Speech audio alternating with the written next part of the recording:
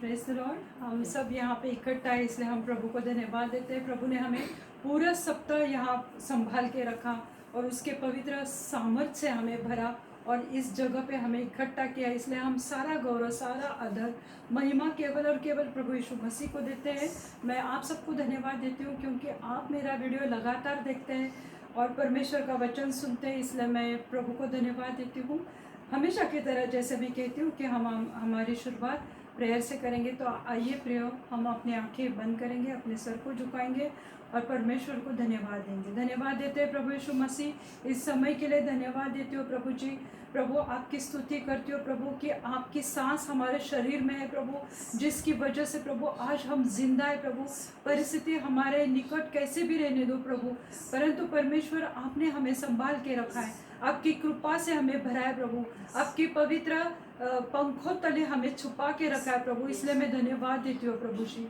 प्रभु आज मैं इस समय का आप ताबा लो प्रभु, हर एक के जीवन में आप बहुत अच्छे काम करो प्रभु और सबको छुओ, आशीषित करो और इस वचन के द्वारा प्रभु जी प्यारे यीशु मसीह आप कार्य करो। सब विनती प्यारे यीशु मसीह के नाम से मांगती हूँ, आप इसे सुनिए और दया से कबूल कीजिए। जैसे कि हमने पिछली बार देखा था कि परमेश्वर बहुत अच्छा है और लोग कभी कभी, हमने पहले जो हमारा एडल्ट्री के ऊपर हमारा संदेश चल रहा है, तो हमने पहली बार राजा दाऊद के बारे में देखा कि उसने कैसे बत्शेबा के साथ उसका एक क्षण के लिए वो नज़र गई और वो नज़र हटा नहीं पाया और वो पाप में गिर गए। फिर हमने देखा कि यूसुफ कि जो परमेश्वर के साथ चलता था, इसलिए उसने अपने स्वामी की पत्नी के साथ वो कुकर्म करना नहीं चाहा और परमेश्वर ने उसे आशीषित किया। तो आज हम कुछ अलग देखने वाले मेरे प्रियो।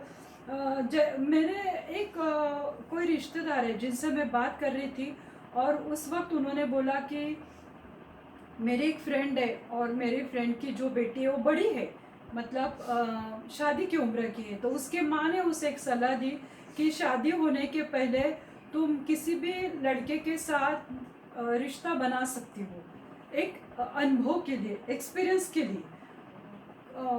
तुम लड़के के साथ या किसी बॉयफ्रेंड के साथ तुम तुम्हारा एक रिश्ता बनाओ ताकि तुम्हें एक्सपीरियंस मिले शादी के पहले। मैं ये सुन के मैं हैरान हो गई कि प्रभु ये जो कहाँ पे जा रहा है। ये ऐसे अगर इस तरह से हमारी माताओं की सोच है, क्या ये सोच सही है? आप सोचते हैं कि ये सही है? गलत सोच है ना। तो ये आज की जगत की सोच बन गई है कि शादी के पहले जो बातें नहीं होनी चाहिए वो लोग आज माँ बाप खुद बोलते हैं कि बेटा तुम करो ताकि तुम्हें अनुभव मिलेगा और एक्सपीरियंस मिलेगा और तुम ये बातों में करें। और परमेश्वर व्यभिचार से बहुत घृणा करता है, नफरत करता है उससे। व्यभिचार बिल्कुल कतई कतई परमेश्वर को व्यभिचार पसंद नहीं है। और इस पाप में मैं आपको बताती हूँ, जवान से लेके शादीशुदा लोग, बूढ़े, सब इसी पाप में है। और इतना ही नहीं तो सेवक भी प्रभु के जो महान कार्य करने वाले सेवक है वो भी व्यभिचार में गिरे। क्योंकि जैसे ये लॉकडाउन पिछले साल से चल रहा है, तो मेरे पास बहुत प्रेयर रिक्वेस्ट आई कि ऐसे ऐसे कोई प्रभु के सेवक है और चर्च के किसी लड़के के साथ उनके गलत संबंध है, सिस्टर आप उनके लिए प्रार्थना करो।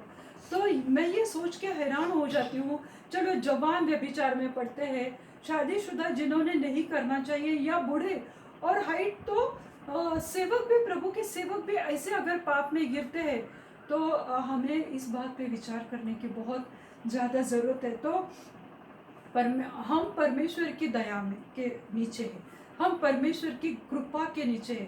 पर इसका मतलब ये नहीं कि तुम व्यभिचार करते जाओ, तुम पाप करते जाओ और ये कहते जाओ कि हम कृपा के नीचे हैं, प्रभु हमें बचाएगा।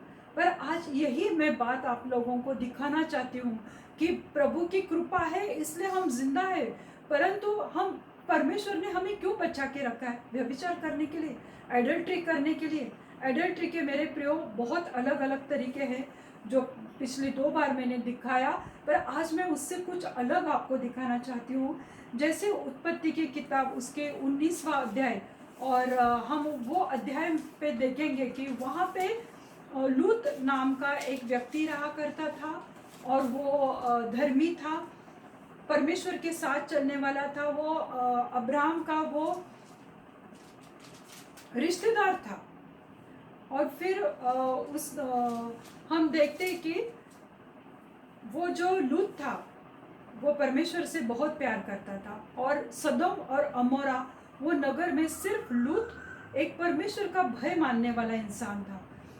सदोम और अमोरा का पाप इतना घृणास्पद था, इतना बुरा पाप वो करते थे। आज हम उसके बारे में देखेंगे। तो अब्राहम से मिलकर दो दो स्वर्गदूत सदोम और गमोरा में आए। क्यों आए थे? क्योंकि परमेश्वर के सामने सदोम और गमोरा की चिल्लाहट, मतलब उनके बारे में बहुत सारे कंप्लेंट आए थे कि सदोम और गमोरा में इस तरह से पाप चल रहा है। तो इसलिए परमेश्वर ने दो स्वर्गदूतों को सदोम और गमोरा में भेजा। वहाँ पे जाने के बाद हम देखते हैं कि वहाँ पे लूत बाहर बैठा था। उसने देखा कि दो इंसान आ रहे, वो परमेश्वर के साथ था, इसलिए शायद उसको पता चला कि ये स्वर्गदूत है। और मेहमान जो बोलते हैं हम मेहमान को भगवान समझते हैं, उनका हम लोग हमेशा आदर तिथ्य करने में हम लोग आगे रहते हैं। तो लूत ने भी उनको स्वागत किया, अपने घर पे लेकर आया लूत, और उसने उनके लिए खाना बनाया, और उसने कहा कि आज की रात तुम यहीं पे रहो, आराम करो, विश्रांति करो। आज हम देखते हैं किसी के घर में हम जाते हैं तो लोग आदर करना तो बहुत पुराना हो गया। पूछते हैं पानी लेंगे क्या, चाय दूँ क्या, मतलब वो खाना तो बहुत दूर की बात रही। तो इस तरह से आज लोग मेहमान को अपने घर में इस तरह से उसको ट्रीट करते हैं। पर लूत ने वो दो स्वर्गदूतों को अपने घर में बिठाया। हम 4वीं आयत में देखते हैं कि वहाँ पे क्या हुआ था। 19 verse 4। Now before they lay down, the men of the city, the men of Sodom, both old and young, all the people from every quarter surrounded the house. हाँ, तो रात को वो जैसे सोने को जा रहे थे, इतने में क्या हुआ, वो शहर के जितने लोग हैं, ऊपर के वचन में देखेंगे तो वहाँ पे लिखा है जवान से लेके बूढ़े सब लोग उसके घर को उन्होंने घेरा डाला। किसके घर को? लूत के घर को। और वो उन्होंने क्या बोला, उनके सो जाने से पहले सदोम और गमोरा के पुरुषों ने जवानों से लेकर बूढ़े तक वरन चारों ओर से सब लोगों ने आकर उस घर को घेर लिया। क्यों घेर लिया? हम 5वें वचन देखते हैं। And they called to Lot and said to him, Where are the men who came to you tonight? Bring them out to us that we may know them कानून। उन्होंने कहा कि लूत को पुकार के बोला, कहाँ है वो लोग? आज रात को तेरे पास आए हैं ना, कहाँ है वो लोग? उनको हमारे पास ले आओ और हम उनसे भोग करें। एक जेंट्स, मतलब इसे कहते हैं होमोसेक्सुअल, यानी एक पुरुष से संबंध बनाता है, एक स्त्री से संबंध बनाता है, उसे होमोसेक्सुअल कहते हैं। और ये लोग थे कि वो ही व्यभिचार में थे, वो पुरुष थे और उनको वो दो पुरुष चाहिए थे जो स्वर्गदूत थे। उनके मन इतने अंधे हुए थे कि उन्हें पता ही नहीं चला कि परमेश्वर के भेजे हुए दूत है। और उन्होंने कहा लूत को, लूत दरवाजा खोल, जो तेरे पास लोग आए उन्हें मेरे पास भेज। क्यों? क्योंकि हमें उनके साथ भोग करना है, हमें उनके साथ शारीरिक संबंध बनाना है। इतना घिनौना पाप। तो लूत बाहर आया, उसने कहा कि मेरे 2 बेटियां हैं जिन्होंने अभी तक पुरुष नहीं देखे, मतलब वो कुंवारी है। तुम अगर चाहते हो तो मैं तुम्हें उन 2 बेटियों को तुम्हारे पास भेजता हूँ, क्योंकि वो मेरे मेहमान हैं, वो मेरे घर में, मेरी छाया में, मेरी सुरक्षा में है, तो मैं उनके साथ ऐसा नहीं होने दूंगा। तो उन्होंने बोला, अरे तू तो अभी सदोम और गमोरा में आए और तू हमें ज्ञान देता है, तू हमें सिखाता है, चल हम पहले तेरे साथ ये सब करते हैं। और लूत को उन्होंने बाहर खींचा और उसको दबाने लगे ताकि वो घर का जो दरवाज़ा था उसे तोड़ के वो 2 आदमियों को बाहर लेना चाहते थे। तो जो स्वर्गदूत थे उन्होंने अपना हाथ बाहर निकाल के लूत को घर में लिया और वो कबाड़ को बंद कर दिया, दरवाज़ा बंद कर दिया। और वो 2 स्वर्गदूत थे, उन्होंने वो जितने लोग वहाँ पे थे सब पुरुष थे सिर्फ, तो उनको अंधा कर दिया। पूरी रात वो उसके घर का दरवाज़ा ढूंढते रहे पर उनको लूत के घर का दरवाज़ा ही नहीं मिला। तो ये दोनों स्वर्गदूतों ने किया। तो परमेश्वर को ये प्रूफ मिल गया कि वहाँ पे परमेश्वर को मालूम ही था, पर परमेश्वर हमें भी सिखाना चाहता है। तो परमेश्वर को ये मालूम पड़ा कि अरे ये लोग सच में पुरुषगामी लोग हैं या होमोसेक्सुअल है, जो एक पुरुष होकर दूसरे पुरुष के साथ नाजायज संबंध बनाना चाहता है। अभी देखो, जब परमेश्वर ने आदम को बनाया, तो आदम को जब परमेश्वर ने बनाया तो उसके लिए एक हेल्पर या एक मददनीश या सहचारिणी के हिसाब से परमेश्वर ने उसे हवा दी। हर एक पति के लिए परमेश्वर ने एक पत्नी दी है, हर एक पत्नी के लिए परमेश्वर ने पति दिया। तो अगर परमेश्वर होमोसेक्सुअल या पुरुष पुरुष के साथ संबंध बनाने में परमेश्वर राजी रहता था, तो परमेश्वर ने हवा को बनाया था क्या? परमेश्वर ने बहुत सारे पशु बनाए थे, जानवर बनाए थे, तो किसी एक के साथ बोलता था कि ये तेरे लिए रहने दे, पर उसने हवा बनाई अपने स्वरूप में, आदम के स्वरूप में। किस लिए बनाया? क्योंकि पति के लिए परमेश्वर ने पत्नी बनाया।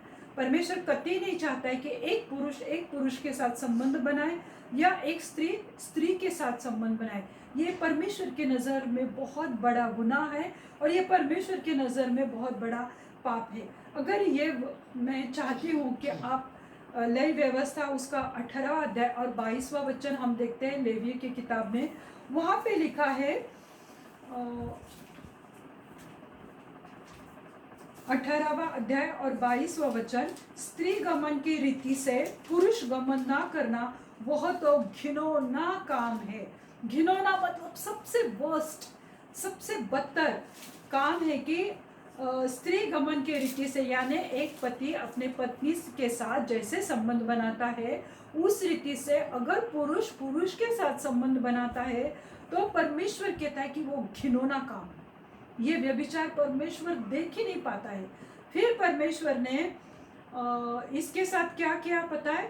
सदोम और अमोरा के साथ। फिर परमेश्वर का गुस्सा उनके ऊपर आया। स्वर्गदूत ने बोला कि लूत, तेरे बेटिया बेटे, तेरे जो होने वाले दामाद है, सबको लेके इस शहर से बाहर चल, क्योंकि परमेश्वर की दृष्टि अभी इस शहर पे आई है, परमेश्वर इनका न्याय करने वाला है, तो तू उनको लेकर चल। जैसे सवेरा हुआ अर्ली मॉर्निंग के लिए, वो सब लेकर गए वो लोग बाहर।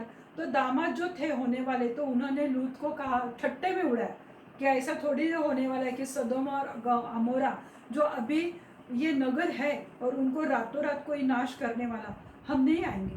तो लूत ने अपनी पूरी फैमिली, अपनी पत्नी को लिया और वो स्वर्गदूत उन्हें बोले कि जल्द से जल्द इस शहर से, इस नगर से बाहर निकलो, क्योंकि परमेश्वर इस नगर का नाश करने वाला है। तो परमेश्वर ने क्या किया यहोवा ने पता है?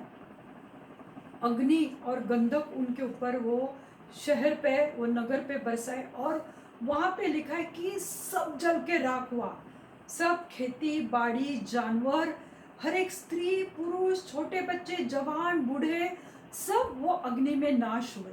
परमेश्वर ने उनका नाश किया, क्योंकि परमेश्वर इस पाप को घिनौना पाप समझता है। जो ऐसे होमोसेक्सुअल है या स्त्री के साथ, पुरुष के साथ संबंध बनाता है, परमेश्वर को ये पसंद नहीं है। तो हम जैसे लेव व्यवस्था कर हमने 22वां वचन पढ़ा, अभी 23वीं आयत में हम देखते हैं।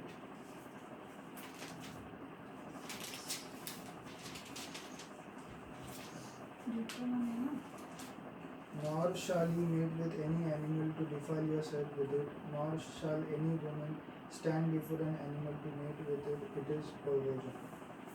ये भी और एक बड़ा पाप है। यहाँ पे लिखा है 23वें वचन में, किसी जाति के पशु के साथ पशु गमन मत करना। किसी भी जाति के साथ पशु गमन मत करना मतलब मैंने बहुत रिसर्च किया, तब मुझे मालूम पड़ा कि मिस्र देश में पशु के साथ गलत संबंध बनाते थे, या रोम शहर में ऐसे गलत संबंध होते थे। मैंने न्यूज़ में अभी एक न्यूज़ में देखा कि एक बूढ़ा आदमी था, शायद 60 इयर्स का था, तो उसको पुलिस ने पकड़ा और उसके ऊपर इल्ज़ाम था कि वो पशुओं के साथ ही ऐसे घिनौना काम करते, तो वो कुत्तों के साथ ऐसे कुछ गंदे काम करते। तो पुलिस ने पकड़ा, तो उसने बोला कि मैंने ऐसे बहुत सारे कुत्तों के साथ मैंने गलत संबंध बनाए हैं, अगर वो कुत्तों को कुछ परेशानी नहीं तो तुमको क्यों है?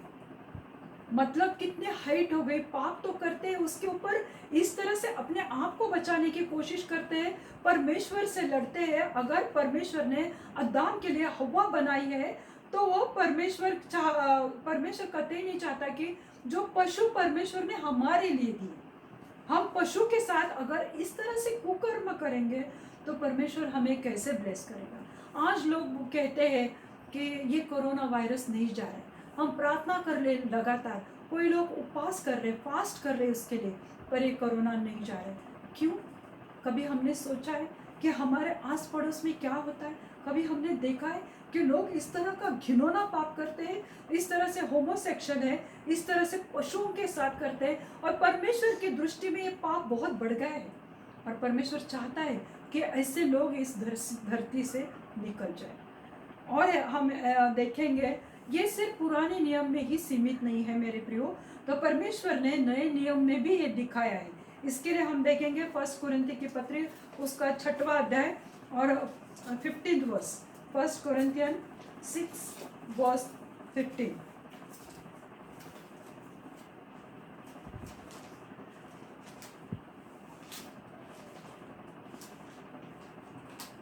क्या तुम नहीं जानते हो तुम्हारी देह मसीह के अंग है, तो क्या मसीह के अंग लेकर उन्हें वेश्या के अंग बनाए? कदापि नहीं। क्या तुम नहीं जानते हो तुम्हारी देह मसीह के अंग है? ये जो शरीर है हमारा, ये मसीह का दिया हुआ है, और तुम इसके मसीह के अंग के साथ क्या तुम वेश्या के साथ इकट्ठा हो जाते हो? कदापि नहीं, बाइबल में लिखा है। तो जब आगे वचन में ये भी लिखा है कि जब भी हम किसी भी स्त्री मतलब शादी के अलावा अगर वेश्या के साथ लोग, वेश्या के पास बहुत लोग जाते हैं, तो उस समय जैसे बाइबल में उत्पत्ति में लिखा है कि पति पत्नी एक देह हो जाते हैं, एक मन हो जाते हैं। जब वेश्या के साथ कोई पुरुष संबंध बनाता है तो वो उसके साथ जुड़ जाता है, उसका आधा देह का हिस्सा उसके साथ जुड़ा हुआ है, तो उसके पाप के हिस्सेदार वो इंसान भी हो गया। तो इसलिए यहाँ पे लिखा है, तो क्या मसीह के अंग लेकर उन्हें वेश्या के अंग बनाए? कभी नहीं। जो मसीह का अंग है उसे वेश्या का अंग बनाए? कभी कदापि नहीं। उसी अध्याय में हम 9वां वचन पढ़ते हैं, तो वहाँ पे लिखा है पुरुषगामी न परस्त्रीगामी, न वेश्यागामी, न पियक्कड़, न गाली देने वाले परमेश्वर के वारिस होंगे। ये जो ऐसे लोग हैं वो परमेश्वर के वारिस नहीं होंगे। यहाँ पे लिखा है कि न परस्त्रीगामी, यानी शादी होने के बावजूद दूसरे स्त्री से जो संबंध बनाते उसे कहते हैं परस्त्रीगामी। वेश्यागामी मतलब वेश्या के पास जाने वाले। तीसरा है पुरुषगामी, जैसे हमने सदोम और अमोरा का पाप देखा, होमोसेक्सुअल, वैसे लोग। और पियक्कड़, शराब पीने वाले और गाली गलौज करने वाले लोग। परमेश्वर कहता है कि वो कभी स्वर्ग के वारिस नहीं होंगे। भले हम आज कृपा के पीरियड में हैं, पर ये वचन नए नियम में ही है। तो हम अगर कृपा के पीरियड में हैं तो इसका मतलब परमेश्वर की दया और कृपा का हमने नाजायज़ फ़ायदा नहीं उठाना चाहिए। ये परमेश्वर की कृपा है कि आज हम ये दिन देख रहे, क्यों तो हम कुछ तो अच्छा कर रहे शायद परमेश्वर की नज़र में। पर ये जो ऐसे लोग हैं कि गाली गलौज करते हैं, जो पियक्कड़ है, शराबी है, वो कभी परमेश्वर के वारिस नहीं होंगे। हम 1 कुरिन्थियों का 18वां वचन देखते हैं, 6 verse 18। Flee sexual immorality. Every sin that a man does is outside the body, but he who commits sexual immorality sins against his own body. हाँ, तो व्यभिचार से बचे रहो। जितने अन्य पाप मनुष्य करता है वो देह के बाहर है, परंतु व्यभिचार करने वाला अपनी देह के विरुद्ध पाप करता है। देखो, हम गाली देते हैं या हेट्रेट करते हैं, किसी से नफरत करते हैं, झगड़ा करते हैं, ये सब बाहर की बात है, उससे हमारा शरीर का कोई संबंध नहीं। पर व्यभिचार जो है वो डायरेक्ट हमारे शरीर को हम नाश कर देते हैं। तो इसलिए व्यभिचार परमेश्वर की नज़र में नहीं, क्योंकि वो शरीर के विरुद्ध है।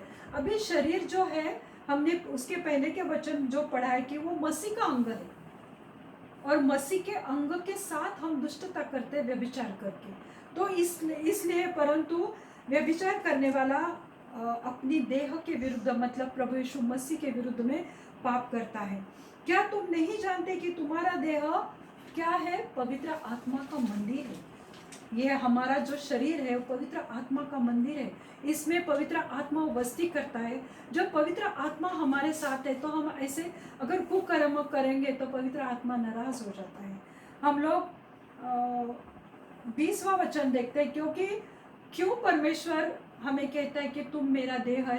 क्योंकि परमेश्वर ने, प्रभु यीशु मसीह ने अपना पवित्र शरीर और लहू क्रूस पे बहाया है, ताकि हम जो पाप में घिरे थे तो पाप से बाहर निकल आए। इसलिए उसने हमें खरीद लिया है, मोल लिया है, उसने दाम चुकाया अपना शरीर देके। तो ये शरीर जो पवित्र आत्मा का मंदिर है, हम उसके साथ ऐसे घिनौने पाप कैसे कर सकते? हम ये पाप नहीं कर सकते। इसलिए परमेश्वर ये व्यभिचार, ये पुरुषगामी या परस्त्रीगामी या हमने देखा कि पशुगामी, वेश्यागामी, उनसे परमेश्वर नफरत करता है, क्योंकि ये मसीह का देह है। परमेश्वर ने हमें ये देह दिया, इसके लिए उसने अपना लहू बहाया, उसके लिए उसने अपना शरीर तोड़ा, और हम ये शरीर के साथ क्या कर रहे हैं? इसलिए हम ये बीमारियों को देखते हैं। मेरे प्रियो, आज समय है कि हम लोग पश्चाताप करें, तो परमेश्वर हमें इस पाप से आज़ाद करेगा। पहली बार मैंने ये जब वचन स्टार्ट किया तो मैंने कहा था कि हम एक बार शैतान से लड़ सकते, पर व्यभिचार से नहीं। इसलिए उसके लिए हमें परमेश्वर की कृपा चाहिए। उसकी कृपा के बगैर हम व्यभिचार के पाप से दूर नहीं रह सकते। गलतियों उसकी 5 और 60 आयत में हम देखते हैं, पर मैं कहता हूँ आत्मा के अनुसार चलो, तुम शरीर की लालसा किसी रीति से पूरी न करोगे। अगर हम आत्मा के अनुसार, कौन सा आत्मा? पवित्र आत्मा जो हमारे अंदर है, अगर हम उसके अनुसार चलते हैं तो हम ये व्यभिचार का पाप कभी नहीं करेंगे। क्योंकि 17वीं आयत में लिखा है, क्योंकि शरीर आत्मा के विरुद्ध में है और आत्मा शरीर के विरोध में लालसा करता है। ये जो हमारा शरीर है और ये जो स्पिरिट है, तो शरीर और आत्मा एक दूसरे के विरुद्ध में है, क्योंकि शरीर चाहता है कि मैं व्यभिचार करूं, पर जो होली स्पिरिट हम में है वो कहता है कि तुम मत करो। इसलिए शरीर और आत्मा एक दूसरे के विरुद्ध है। पर जब हम आत्मा की बात सुनते हैं तो वो पवित्र आत्मा जो परमेश्वर का, प्रभु यीशु मसीह ने हमें दिया है, तो वो उसकी वजह से, इसलिए जो तुम करना चाहते हो वो तुम न कर पाओगे। तुम व्यभिचार नहीं कर पाओगे, ना तुम शराब पियोगे, ना तुम गाली गलौज करोगे, ना तुम मतवालापन करोगे, क्योंकि परमेश्वर का पवित्र आत्मा तुम में है। मेरे प्रियो, देखो आज मैंने बहुत सारे पाप के बारे में बताया कि लोग किस तरह से व्यभिचार, कितनी घिनौने हरकत करते हैं, और इसकी वजह से परमेश्वर हमारे ऊपर दंड ला सकता है, जैसे परमेश्वर ने सदोम और अमोरा का नाश किया। तो आज हम इस पाप के लिए तौबा करेंगे, और परमेश्वर प्रभु यीशु मसीह है कि वो हमें क्षमा करने वाला परमेश्वर है। आज ही है हम इस पाप से अगर अपना मुंह फेरते हैं, परमेश्वर को कृपा मांगते हैं कि प्रभु यीशु मसीह आप हमें कृपा दो कि हम इस व्यभिचार के पाप से, अगर कोई ऐसे कुत्ती बिल्लियों के साथ गलत संबंध बनाते हैं, कोई शादी के अलावा अगर कोई वेश्याओं के साथ संबंध बनाते हैं, तो आज ही मेरे प्रियो हमें इन बातों से तौबा करना चाहिए। हमें परमेश्वर के पास आके हमें परमेश्वर को क्षमा मांगनी चाहिए, और प्रभु हमारे लिए तो क्रूस पे गया है कि ताकि हम पाप से आज़ाद हों, जिसने हमें उद्धार दिया है, और ये शरीर उसका दिया हुआ है, क्योंकि इस शरीर में परमेश्वर की पवित्र आत्मा रहती है। तो आज हम इसके लिए प्रार्थना करेंगे, और मैं विश्वास करती हूँ कि प्रभु हर एक को आज इस रात को छुएगा। धन्यवाद देती हूँ यीशु मसीह, आपको महिमा देती हूँ प्रभु यीशु मसीह। आप जीवित एक खुदा है प्रभु यीशु मसीह। आज परमेश्वर, आज ये जो व्यभिचार का पाप है प्रभु, हर एक इंसान के जीवन में प्रभु, बहुत सारे लोग इस पाप में पड़े प्रभु, जवान से लेके बूढ़े तक प्रभु, शादीशुदा परमेश्वर प्रभु आपके सेवक भी ऐसे हालातों में पड़े प्रभु, मैं प्रार्थना करती हूँ इसी वक्त वो सब एक पाप से आज़ाद हो जाए प्रभु। प्रभु आज आप उनको छुओ प्रभु, कोई भी पशु यहाँ पे पृथ्वी पे वो डरे ना प्रभु, किसी इंसान से, किसी पुरुष से, किसी स्त्री से प्रभु, क्योंकि ये घिनौना पाप है प्रभु। प्रभु आपने इस पृथ्वी पे ये पशुओं को रखा है प्रभु, प्रभु आप उनको सुरक्षित रखो प्रभु जी। प्रभु ऐसे हर एक स्त्री को सुरक्षित रखो प्रभु, जिसके ऊपर प्रभु लोग अत्याचार करते हैं प्रभु, उनके साथ रेप होते हैं प्रभु जी। प्रभु प्रार्थना करती हो हर एक मेरे छोटे बच्चों से लेके प्रभु मेरे सब बहनों को प्रभु आप सुरक्षित रखो, अपने पंखों तले उन्हें छुपा के रखो प्रभु, ताकि कोई इंसान ये गलत काम उनके साथ न कर पाए प्रभु। प्रभु मैं सेवकों के लिए प्रार्थना करती हूँ प्रभु, क्योंकि उन्हें आपने चुना है प्रभु, पर अगर वो इस गलत रास्ते में जा रहे प्रभु, प्रभु उनको इस आदतों से छुड़ाओ प्रभु, उन्हें आज़ाद करो प्रभु इन पापों से प्रभु। प्रभु प्रार्थना करती हूँ मेरे जीवित खुदा कि आप बहुत अच्छे कार्य करो प्रभु। इस समय के लिए मैं धन्यवाद देती हूँ प्रभु जी। प्रभु यहाँ पे बैठे जितने लोग हैं मेरे भाई बहन, सबको आपके पवित्र लहू से मैं ढक देती हूँ। जितने लोग मेरा वीडियो देखने वाले बाद में प्रभु, जितने मेरे व्यूवर्स है, सब्सक्राइबर्स है प्रभु, हर एक को आपके पवित्र लहू से ढक देती हो प्रभु, उन्हें आपके पवित्र लहू से धोकर शुद्ध करते हो प्रभु। अगर उनके जीवन में इस तरह का कोई पाप है प्रभु, तो उनको वो पाप से आज़ाद करो प्रभु। प्रभु प्रार्थना करती हूँ इस समय अगर कोई बीमार है प्रभु, आपकी दृष्टि उनके ऊपर आने दो प्रभु। हर एक बीमार को प्रभु मैं आपके पवित्र लहू से धोकर शुद्ध करते हो प्रभु, उनको छुओ, उनको आपके चंगाई से भरो प्रभु, क्योंकि आप चंगाई देने वाले परमेश्वर है प्रभु। और इसीलिए प्रभु आपने कोड़े खाए प्रभु, ताकि हमें चंगाई मिले प्रभु। प्रभु प्रार्थना करते हो हर एक एड्स, कैंसर, ट्यूमर के पेशेंट को प्रभु उनको छुओ, उनको चंगाई दो प्रभु। हर एक डायबिटीज पेशेंट को, बीपी के पेशेंट को, हार्ट प्रॉब्लम को यीशु मसीह के नाम से डांटती हूँ उस बीमारी को प्रभु, उसके द्वारा आने वाले हर एक चक्कर, कमजोरी को मैं डांटती हूँ यीशु मसीह के नाम से। प्रभु प्रार्थना करती हूँ जिनके भी हार्ट में ब्लॉकेजेस है प्रभु निकाल दो यीशु मसीह के नाम से प्रभु। प्रभु इसी वक्त प्रभु प्रार्थना करती हूँ मेरे जीवित खुदा कि आप बहुत आज से अपनी कृपा उनके ऊपर उंडेल दो प्रभु। हर एक मिर्गी के पेशेंट को छुओ प्रभु, उनको आज़ाद करो प्रभु, उनके ब्रेन को छुओ प्रभु, और जो भी उनके ब्रेन में कमी घुटी हो रही है प्रभु, उन्हें आपकी चंगाई से भरो प्रभु। प्रभु जिनके भी शुगर बढ़ी हुई है प्रभु वो नॉर्मल होने दो प्रभु, जिनके भी बीपी बढ़ गए प्रभु उनको नॉर्मल करो प्रभु, क्योंकि आप बड़े डॉक्टर हो प्रभु और आप छूने वाले परमेश्वर है प्रभु। उनको प्रभु आज़ाद करो इन बीमारियों से प्रभु।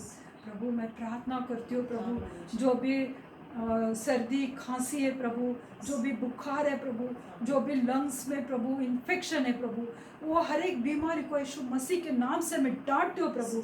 हर एक कोरोना वायरस को हम डांटते यीशु मसीह के नाम से, हमारे लोगों से निकल जाए यीशु मसीह के नाम से।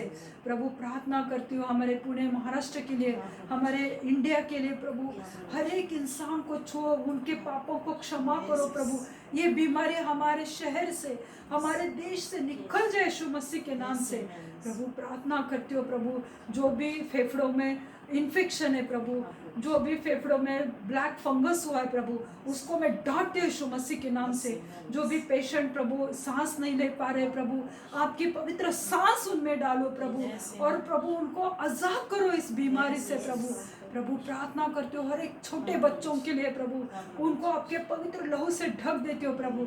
इस बीमारी के तले वो कोई भी बच्चा मर ना पाए यीशु मसीह के नाम से मैं मांगती हूँ प्रभु। हर एक बच्चे को छुओ प्रभु, उनको आपकी सुरक्षा से भरो प्रभु, और कोई बच्चा इस पूरे शहर में, पूरे देश में प्रभु इस बीमारी में ना आए प्रभु। प्रार्थना करती हूँ हर एक बच्चे के लिए प्रभु, कोई थर्ड वेव ना आ पाए यीशु मसीह के नाम से। हम प्रार्थना करते हैं कि ये वेव ही ना आए प्रभु, ये बीमारी की लहर ना आ पाए प्रभु। सबको आज़ाद करो, सबको चंगाई से भरो प्रभु जी। प्रभु आप कार्य करने वाले महान परमेश्वर है प्रभु, आज जितने लोग यहाँ पे बैठे प्रभु, उनकी प्रॉब्लम आपको पता है प्रभु, आप उनको प्रॉब्लम से बाहर निकालो प्रभु। हर एक कर्जे के आत्मा को मैं डांटती हूँ यीशु मसीह के नाम से प्रभु, वो कर्जों से मुक्त हो जाए प्रभु, आज़ाद हो जाए यीशु मसीह के नाम से प्रभु। प्रभु प्रार्थना करती हूँ जिनके भी जॉब चले गए प्रभु, जिनके बिजनेस में प्रॉब्लम है प्रभु, प्रार्थना करती हूँ मेरे यीशु मसीह उनको अच्छे जॉब से आशीषित करो प्रभु। उनके बिजनेस में प्रभु आप अपनी सांस डालो प्रभु, ताकि वो बिजनेस अच्छे से चले प्रभु। और जो भी प्रभु इकोनॉमी लोगों की डाउन है प्रभु, वो इकोनॉमी को प्रभु आप ऊंचा करो प्रभु। प्रभु मैं प्रार्थना करती हूँ जो भी भाई बहन अच्छे लाइफ पार्टनर के लिए देख रहे प्रभु, आपके पवित्र भंडार से प्रभु उन्हें अच्छे लाइफ पार्टनर से आशीषित करो प्रभु। धन्यवाद देती हूँ प्रभु। हर एक बीमारी को प्रभु मैं आपके हाथ में देती हूँ प्रभु। ये जो भी डेल्टा की नई परेशानी आई प्रभु, वो भी निकाल दो मेरे यीशु मसीह। जो भी पाप लोगों से हुआ है उन्हें क्षमा करो प्रभु, क्योंकि आप अपने पिता से प्रभु आप इंटरसेशन करने वाले परमेश्वर है प्रभु। प्रभु यीशु आप कार्य करो प्रभु। धन्यवाद देती हूँ प्रभु यीशु, धन्यवाद देती हूँ मेरे जीवित खुदा। आपने बहुत से आज कार्य किया है प्रभु, इसलिए मैं धन्यवाद देती हूँ प्रभु जी। आगे का समय प्रभु मैं आपके पवित्र हाथ में देती हूँ, धन्यवाद देती हूँ प्रभु। पिता परमेश्वर, पुत्र यीशु मसीह और पवित्र आत्मा की सहभागिता आप भी से लेके अंत तक आपके जीवन पर बने रहे। पवित्र आत्मा का शांति आपके जीवन में आए प्रभु, अपना मुख प्रकाश आपके ऊपर उंडेले और आपका शांति से भरे। अगर परमेश्वर ने आपको छुआ है तो आप मुझे बता सकते हैं। अगर आपकी कोई प्रार्थना विनती है तो आप मुझे मैसेंजर पे या यूट्यूब पे दे सकते हैं। Thank you.